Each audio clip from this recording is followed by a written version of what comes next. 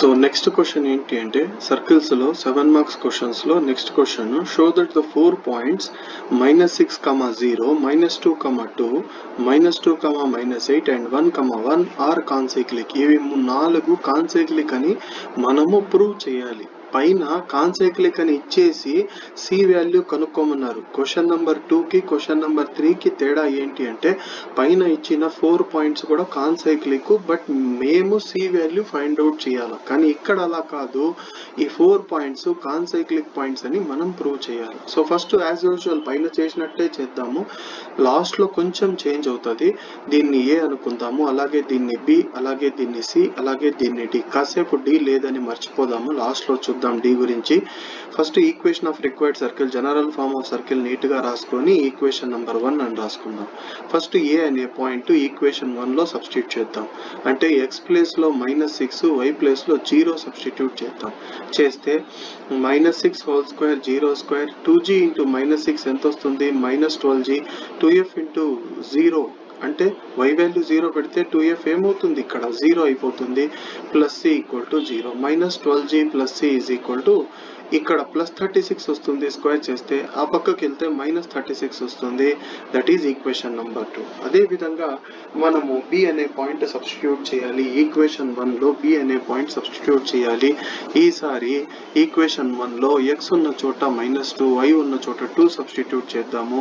-2 కి స్క్వేర్ చేస్తే 4 వస్తుంది, +2 కి స్క్వేర్ చేస్తే 4, 4 + 4 ఎంత 8 కాబట్టి ఆ పక్కకు పోతే -8 వస్తుంది. అవునా, మీరు బాగా గమనించండి. ఇక్కడ -8 ఎందుకు వచ్చిందంటే ఈ రెండు స్క్వేర్ చేసి యాడ్ చేస్తే +8 వస్తుంది కాబట్టి ఆ సైడ్కి వెళ్తే -8 అయింది. నెక్స్ట్ సి అనే పాయింట్ అంటే ఈక్వేషన్ 1 లో ఎక్స్ ఉన్న చోట -2, వై ఉన్న చోట -8 సబ్స్టిట్యూట్ చేయాలి.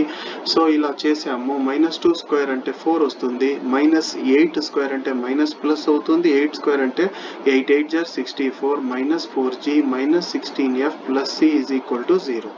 64 ఒక 4 ఎంత 68, ఆ సైడ్కి వెళ్తే -68. యాజ్ యూజువల్ ముందు మనం చేసినట్టుగానే ఈక్వేషన్ 2 లో నుంచి ఈక్వేషన్ 3 సబ్ట్రాక్ట్ చేయాలి. గుర్తుపెట్టుకోండి, మనం ఫస్ట్ క్వశ్చన్ కి, సెకండ్ కి, థర్డ్ కి ఒకే విధంగా చేస్తున్నాము. సో 2 - 3 ఈక్వేషన్ 2 లో నుంచి ఈక్వేషన్ 3 సబ్ట్రాక్ట్ చేయాలి. ఫస్ట్ మీరు బాగా గమనించండి, ఈక్వేషన్ 3 లో మైనస్ టర్మ్స్ ప్లస్ అవుతాయి, ప్లస్ టర్మ్స్ ఏమవుతాయి, మైనస్ అవుతాయి. ఇక్కడ ప్లస్ టర్మ్ ఏమవుతుంది, -c అవుతుంది, ఇది +8 అవుతుంది. సో -12g + 4g ఎంత అవుతుంది, -8g. అలాగే పైన f లేదు కాబట్టి కింద -4f రాస్తాము. కింద -4f ఎందుకంటే ఇక్కడ థర్డ్ ఈక్వేషన్ లో మనకు +4f ఉంది అంటే -4f అవుతుంది. ఇక్కడ c, ఇక్కడ -c క్యాన్సిల్ అవుతుంది, ఇది +8. 36 లో +8 సబ్ట్రాక్ట్ చేస్తే we will get -28. మీరు బాగా గమనిస్తే 4 టేబుల్లో 4 2 జర్ 8 ఉంది, 4 1 జర్ 4 ఉంది, 4 7 జర్. అందుకే మొత్తం ఈ పైన ఉన్నటువంటి ఈక్వేషన్ ని -4 తో డివైడ్ చేస్తాను. Dividing with -4 on both sides. -4 తో డివైడ్ చేస్తే 2g plus f is equal to 7. 2g plus f is equal to 7. ఇంతవరకు మనకు 4 ఈక్వేషన్స్ వచ్చినాయి కాబట్టి దీన్ని ఈక్వేషన్ నెంబర్ 5 అనుకుందాం. నెక్స్ట్ ఈక్వేషన్ 3 లో ఈక్వేషన్ 4 సబ్ట్రాక్ట్ చేయాలి. 3 - 4 చేయాలి. బాగా అబ్జర్వ్ చేయండి. Equation 3 minus equation 4 implies equation 4 లో మైనస్ లో ఉన్నటివి ప్లస్ లో మారుతాయి, అంటే ఇది ప్లస్ లో మారుతుంది, ప్లస్ లో ఉన్నది మైనస్ లో మారుతుంది, మైనస్ లో ఉన్నది ప్లస్ లో మారుతుంది. మీరు బాగా అబ్జర్వ్ చేస్తే -4g + 4g ఏమవుతుందండి, క్యాన్సిల్ అయిపోతుంది. అలాగే 4f + 16f అంటే ఎంత వస్తుంది, 20f వస్తుంది. అలాగే +c - c ఏమవుతుంది, క్యాన్సిల్. -8 + 68, 68 లో 8 పోతే ఎంత అండి, +60. f వాల్యూ ఎంత అంటే 20 ఆపకపోతే డివైడ్ చేస్తుంది కాబట్టి 23 జర్ 60 కాబట్టి f వాల్యూ 3. f వాల్యూ 3 తీసుకుపోయి మీరు ఈక్వేషన్ 5 లో సబ్స్టిట్యూట్ చేస్తే g వాల్యూ వచ్చేస్తుంది. బాగా అబ్జర్వ్ చేయండి. ఈక్వేషన్ 5 లో f ప్లేస్ లో f వాల్యూ 3 సబ్స్టిట్యూట్ చేద్దాము. చేస్తే 3 ఆపకపోతే 7 మైనస్ 3 వస్తుంది. 7 మైనస్ 3 అంటే ఎంత? 4 వస్తుంది. సో జీ వాల్యూ ఎంత? 4/2 అంటే 2 వస్తుంది. సో జీ వాల్యూ 2 వచ్చింది, అలాగే ఎఫ్ వాల్యూ 3 వచ్చింది. నెక్స్ట్ మనం ఏం చేయాలి అంటే ఈ జీ వాల్యూ ఎఫ్ వాల్యూ తీసుకుపోయి పైన ఉన్నటువంటి ఈక్వేషన్ 2, ఈక్వేషన్ 3, ఈక్వేషన్ 4లో సబ్స్టిట్యూట్ చేస్తే మనకు సి వాల్యూ వస్తుంది. కానీ మనకు అంత అవసరం లేదు, ఎందుకంటే ఇక్కడ జీ వాల్యూ 2 పెట్టిన వెంటనే సి వచ్చేస్తుంది. చాలా సింపుల్గా ఉంది. అందుకే సెకండ్ ఈక్వేషన్లో జీ వాల్యూ 2 పెడతాను. -12 × 2 + c = -36. -12 × 2 అంటే -24 + c = -36. c = -36 + 24. 36లో 24 సబ్ట్రాక్ట్ చేస్తే -12. సో సి వాల్యూ ఎంత అంటే -12. జీ వాల్యూ ఉంది, ఎఫ్ వాల్యూ ఉంది. ఇవన్నీ ఈక్వేషన్ 1లో సబ్స్టిట్యూట్ చేయాలి. ఎఫ్ వాల్యూ ఎంత? ఎఫ్ వాల్యూ 3, జీ వాల్యూ ఎంత? 2 కాబట్టి అన్ని రాసుకుందాము. G value 2, F value 3, C value ఎంత వచ్చింది? -12 రాసుకుందాము. G value 2, F value 3, C value -12. ఇవన్నీ ఈక్వేషన్ 1లో సబ్స్టిట్యూట్ చేస్తే మన ఈక్వేషన్ ఆఫ్ సర్కిల్ వస్తుంది. x² + y² + 2gx. 2 × G value 2 కాబట్టి 4x, 2fy, ఎఫ్ వాల్యూ 3 కాబట్టి 2 3s are 6 కాబట్టి 6y + c అంటే -12 = 0. ఇది ఈక్వేషన్ ఆఫ్ సర్కిల్, మనకు వచ్చిన సర్కిల్ ఈక్వేషన్. కానీ లాస్ట్లో మనం ఏం చేయాలి అంటే ఈక్వేషన్ ఆఫ్ సర్కిల్ని ఈక్వేషన్ 6 అనుకొని పైన ఉన్నటువంటి డి అనే పాయింట్ ఏముంది? 1, 1 ఇందులో సబ్స్టిట్యూట్ చేయాలి. ఎక్స్ ఉన్న చోటంతా 1, వై ఉన్న చోటంతా 1. ఈక్వేషన్ 6లో ఎక్స్ ఉన్న చోట 1, వై ఉన్న చోట 1 సబ్స్టిట్యూట్ చేస్తే ఆన్సర్ 0 వస్తే గివెన్ పాయింట్స్ ఆర్ కాన్సైక్లిక్ అని రాయొచ్చు. సో ఎక్స్ ఉన్న చోట 1 సబ్స్టిట్యూట్ చేద్దాం, వై ఉన్న చోట 1 పెడితే 1 + 1 ఎంత? 2 అవుతుంది. 2 + 4 ఎంత? 6. 6 + 6 ఎంత? 12. ఇదంతా యాడ్ చేస్తే మనకు 12 వస్తుంది. 12 - 12 0 వచ్చింది కాబట్టి గివెన్ పాయింట్స్ ఆర్ కాన్సైక్లిక్ అని రాసి ఫినిష్ చేయొచ్చు. Given points are concyclic. Next question number 4 చూడండి.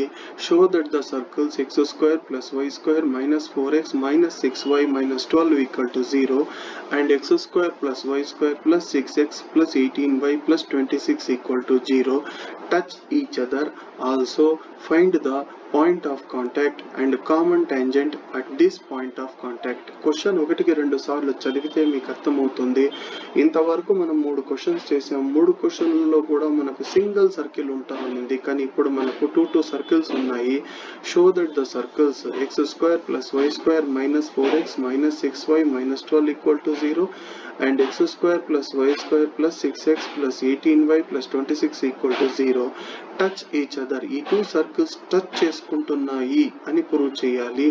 Also touch each other. Also find the point of contact and common tangent at this point of contact. Touch చేసుకుంటున్నాయి సరే, కానీ ఎక్కడ touch చేసుకుంటున్నాయి? ఆ పాయింట్ని ఫైండ్ అవుట్ చేయాలి. అలాగే ఆ పాయింట్ ద్వారా వెళ్ళేటటువంటి టాంజెంట్ని కూడా, కామన్ టాంజెంట్ని కూడా మనము ఫైండ్ అవుట్ చేయాలి. సో బాగా అబ్జర్వ్ చేయండి. ఈ క్వశ్చన్ కొంచెం డిఫరెంట్గా ఉంటుంది. ఫస్ట్ సర్కిల్ని ఎస్ అనుకుందాము.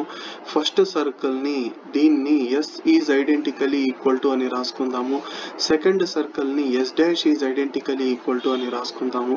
రాసిన తర్వాత ఈ సింబల్ని ఏమని చదువుతామంటే identically equal to given circles are అని రాసి S is identically equal to x² + y² -4x - 6y - 12 = 0. That is equation number 1. Yes dash is identically equal to x² + y² + 6x + 18y + 26 = 0. That is equation number 2. So first equation ని మనము దీంతో compare చేయాలి. దేంతో compare చేయాలి? x² + y² + 2gx + 2fy + c = 0. 2g value ఎంత? x పక్కన ఎంత ఉంది? -4 కాబట్టి 2g వాల్యూ -4. 2f వాల్యూ ఎంత అంటే -6. అలాగే c వాల్యూ ఎంత అంటే -12. c వాల్యూ ఎంత? -12. సో ఇవన్నీ మనము రాసుకోవాలి. రాసిన తర్వాత 2g వాల్యూ -4 అయితే g వాల్యూ ఎంత 2 ఆపకపోతే డివైడ్ చేస్తుంది కాబట్టి -2. ఇక్కడ f వాల్యూ ఎంత -3, c వాల్యూ ఎంత -2. సెంటర్ మామూలుగా సెంటర్ అంటే c రాస్తాం. ఇక్కడ రెండు సర్కిల్స్ ఉన్నాయి కాబట్టి ఫస్ట్ సర్కిల్ సెంటర్ ని c1 అనుకుందాము. సెంటర్ అంటే -g, -f ఆ విషయం అందరికీ తెలుసు. g వచ్చి -2 ఉంది కాబట్టి -g ఏమవుతుంది +2, f వచ్చి -3 ఉంది కాబట్టి ఇక్కడ +3 రాస్తాం. సో సెంటర్ c1 ఎంత 2, 3. రేడియస్ r1, రేడియస్ కనుక్కోవడానికి ఫార్ములా ఏమి √g² + f² - c. సో ఇక్కడ r1 ఎందుకు రాసామంటే 2 సర్కిల్స్ ఉన్నాయి కాబట్టి √g² + f² - c which is equal to √g². g² అంటే g వాల్యూ ఇక్కడ ఉంది మీకు -2, -2కి స్క్వేర్ చేస్తే 4 వస్తుంది. f² అంటే 9 వస్తుంది +12. సో ఇక్కడ మీరు బాగా అబ్జర్వ్ చేస్తే 12 ఒక 9 ఎంత 21, 21 ఒక 4 ఎంత 25 వస్తుంది. √25 అంటే రేడియస్ ఎంత వస్తుంది r1 = 5 వస్తుంది. అదే విధంగా ఇప్పుడు సెకండ్ సర్కిల్ కి అంటే ఈ సర్కిల్ కి సెంటర్ రేడియస్ ఫైండ్ అవుట్ చేయాలా. ఫస్ట్ సర్కిల్ కి సెంటర్ రేడియస్ అయిపోయినాయి కాబట్టి సెకండ్ సర్కిల్ కి, కానీ సెకండ్ సర్కిల్ ని దేంతో కంపేర్ చేయాలి అంటే అది చాలా important. x² + y² + 2g'(x) + 2f'(y) + c' = 0. 2gx రాయకూడదు ఎందుకంటే ఇక్కడ సర్కిల్ మనము s' తీసుకున్నాం కాబట్టి x² + y² + 2g'(x) + 2f'(y) + c' = 0. So అది రాద్దాము, బాగా అబ్జర్వ్ చేయండి. సో అవన్నీ రాసిన తర్వాత 2g' వాల్యూ ఎంత 6, 2g' వాల్యూ ఎంత 6, 2f' వాల్యూ ఎంత 18, c' వాల్యూ ఎంత 26. 2g' వాల్యూ 6 అయితే g' వాల్యూ ఏమవుతుంది 3 అవుతుంది. అదే విధంగా f' వాల్యూ 9 అవుతుంది ఎందుకంటే 18ని 2తో డివైడ్ చేస్తే 9 వస్తుంది. c' ఎంత అవుతుంది 26. So second circle centre c2 = -g', -f', -3, -9 వస్తుంది. అవునా? ఎందుకంటే ఇక్కడ +3 ఉంది కాబట్టి మనం -3 రాసుకున్నాం, +9 ఉంది కాబట్టి -9 రాసుకున్నాం. అదే విధంగా సెకండ్ సర్కిల్ సెంటర్ g'², అంటే దీన్ని స్క్వేర్ చేస్తే 9 వస్తుంది, దీన్ని స్క్వేర్ చేస్తే 81 వస్తుంది, -26. 81 ఒక 9 యాడ్ చేస్తే 90 వస్తుంది. 90లో 26 పోతే 64. √64 ఎంత అంటే 8, ఎందుకంటే 8 8s are 64. సో r1 మన దగ్గర ఉంది, r2 మన దగ్గర ఉంది, c1 మన దగ్గర ఉంది, c2 మన దగ్గర ఉంది. c1 ఎంత ఉంది పైన చూసి రాసుకోండి. c1 ఎంత 2, 3. c1 వచ్చేసి 2, 3. c2 వచ్చేసి ఎంత వచ్చింది -3, -9. ఇప్పుడు c1 c2ల మధ్య డిస్టెన్స్ కనుక్కోవాలి. డిస్టెన్స్ బిట్వీన్ 2 పాయింట్స్ కనుక్కోవాలంటే ఫార్ములా అందరికి ఐడియా ఉంటుంది. ఏది √x2 - x1² + y2 - y1². ఆ ఫార్ములా యూజ్ చేయాలి. మరి ఇందులో x1 ఏది అంటే 2, y1 ఏది అంటే 3, అలాగే x2 వాల్యూ ఎంత అంటే -3, y2 వాల్యూ ఎంత -9. సో x2 - x1 ప్లేస్లో ఏం రాస్తానంటే x2 అంటే -3, -x1 అంటే -2 హోల్ స్క్వేర్ రాస్తాను, హోల్ స్క్వేర్. అలాగే y2 - y1² y2 అంటే -9, y1 అంటే -3 whole square. Square root of రెండు మైనస్లు యాడ్ చేస్తే -5, -5కి స్క్వేర్ చేస్తే 25, -9 -3 యాడ్ చేస్తే -12, -12కి స్క్వేర్ చేస్తే 144. 12 12s are 144. 144 ఒక 12 యాడ్ చేస్తే √169. √169 అంటే 13. సో c1 c2 వాల్యూ ఎంత అంటే 13 వచ్చింది. c1 c2 వాల్యూ ఎంత వచ్చింది, డిస్టెన్స్ బిట్వీన్ సెంటర్స్ ఎంత 13. ఇప్పుడు r1 + r2 చేద్దాం. r1 ఎంత 5, అలాగే r2 ఎంత 8, 5 + 8 13. ఇవి రెండు ఈక్వల్ గా వచ్చినాయి, బాగా అబ్జర్వ్ చేయండి. c1 c2 value r1 + r2 రెండు ఈక్వల్ గా వస్తే కింద ఏమని రాయాలి అంటే given circles touch each other externally. ఈ పాయింట్ చాలా ఇంపార్టెంట్ అండి.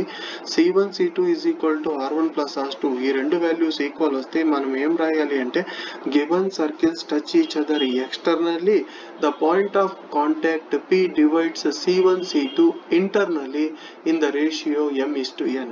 ఇది మనకు అర్థం అవ్వాలి. ఎందుకు అంటే బాగా అబ్జర్వ్ చేయండి, క్వశ్చన్ లో ఏమన్నారంటే ఈ టూ సర్కిల్స్ టచ్ చేసుకుంటున్నాయని ప్రూవ్ చేయమన్నాడు. ఇక్కడ ప్రూవ్ అయిపోయింది. ఎలా ప్రూవ్ అయిందంటే C1 C2 is equal to R1 plus R2 ఈ రెండు వాల్యూస్ ఈక్వల్ వచ్చినాయి కాబట్టి మనం ఏమనొచ్చు, given circles touch each other externally అంటే బయట నుంచి టచ్ చేసుకుంటున్నాయి. ఇదొక సర్కిల్, అలాగే ఇది ఇంకో సర్కిల్, ఇవి రెండు బయట నుంచి టచ్ చేసుకుంటున్నాయి. కానీ అన్నిటికంటే ఇంపార్టెంట్ ఏమంటే ఇది C1 ఇది C2, ద పాయింట్ P అనే పాయింట్ ఇక్కడ ఉంటుంది. P అనే పాయింట్ C1 C2ని ఏం చేస్తుందంటే డివైడ్ చేస్తుంది. ఎలా డివైడ్ చేస్తుందంటే ఇంటర్నలీ. P అనే పాయింట్ ఎక్కడ ఉంటుంది, పాయింట్ ఆఫ్ కాంటాక్ట్ ఇది. ఈ పాయింట్ P అనే పాయింట్ C1 C2ని ఇంటర్నల్లీ లోపలిగా డివైడ్ చేస్తూ ఉంది. అంటే C1 C2ని ఇంటర్నల్ గా డివైడ్ చేస్తూ ఉంది. ఏ రేషియోలో అంటే m:n రేషియోలో. m:n అంటే ఏమి అంటే ఫస్ట్ రేడియస్ సెకండ్ రేడియస్ యొక్క రేషియో. m:n అంటే గుర్తుపెట్టుకోండి ఎంత అంటే R1:R2. R1 ఎంత వచ్చింది మరి 5 వచ్చింది. R2 ఎంత వచ్చింది 8. మరి దీన్ని ఏమంటామంటే m:n అంటే m వాల్యూ 5 అనుకోండి, n వాల్యూ 8 అనుకోండి. ఆ తర్వాత సెక్షన్ ఫార్ములా యూజ్ చేసి ఈ ఫార్ములా ఇంటర్నల్ గా డివైడ్ చేసినప్పుడు ఈ ఫార్ములా ఎక్స్టర్నల్ గా డివైడ్ చేసినప్పుడు ఫార్ములాలో ఈడ మైనస్ వస్తుంది. సో ఫార్ములా ఒకసారి బాగా గుర్తు పెట్టుకోండి. అంటే పాయింట్ ఆఫ్ కాంటాక్ట్ కనుక్కోవడానికి ఫార్ములా ఏమి అంటే P is equal to mx2 plus nx1 divided by m+n, m/2 plus n/1 divided by m+n. m value అంటే 5, n అంటే 8. మరి x1 y1 x2 y2 ఏమి సార్ అంటే సెంటర్ని మనం తీసుకోవాలి. సెంటర్ ఏమి ఒక్కసారి చూసుకోండి. ఫస్ట్ సర్కిల్ సెంటర్ ఎంత C1 2, 3 రాసుకుందాం. ఇక్కడ C1 వచ్చేసి 2, 3. అలాగే సెకండ్ సర్కిల్ C2 ఎంత వచ్చింది, -3, -9. ఇదేమో x1 అవుతుంది 2, y1 వచ్చి 3 అవుతుంది, x2 వచ్చి -3 అవుతుంది, y2 వచ్చి -9. ఆ విధంగానే నేను రాశాను. m+n అంటే 5+8 ఎందుకంటే m వాల్యూ 5 n వాల్యూ 8. ఆ విధంగా రాసి ఇక్కడ మల్టిప్లై చేస్తే -15 + 16 అంటే 1 వస్తుంది. ఇక్కడ యాడ్ చేస్తే ఇక్కడ 45లో 24 సబ్ట్రాక్ట్ చేస్తే -45లో 24 పోతే -21. కింద డినామినేటర్లో ఈ రెండు యాడ్ చేస్తే 13.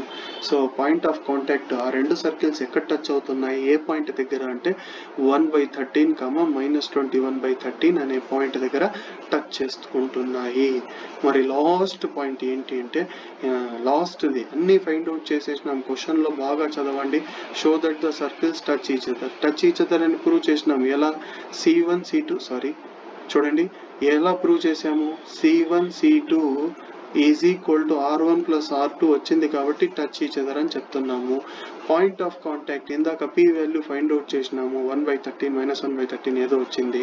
Common tangent at this point of contact. ఆ పాయింట్ దగ్గర కామన్ టాంజెంట్ కనుక్కోవాలంటే ఫార్ములా ఏమి అంటే చాలా simple. Equation of common tangent కి S - S' = 0. అంటే ఫస్ట్ సర్కిల్లో నుంచి సెకండ్ సర్కిల్ తీసేయాలి. అంటే +x² - x² - y² -6x -18y -26 x² y² వెళ్ళిపోతుంది. రెండు మైనస్లు అంటే యాడ్ చేయాలి కాబట్టి -10x. ఈడ కూడా రెండు మైనస్లు కాబట్టి యాడ్ చేయాలి. -24y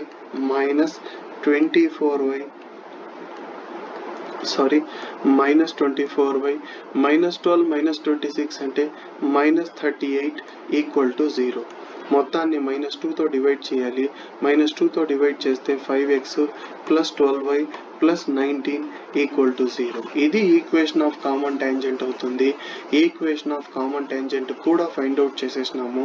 సో మొత్తం మీద 4th క్వశ్చన్ మనకు ఈజీగా అర్థమైంది. ఇన్ కేస్ మీకు ఏదన్నా దీంట్లో డౌట్స్ ఉంటే 1కి 2 సార్లు వినండి, మీకు ఈజీగా అర్థమవుతుంది. Okay, thank you.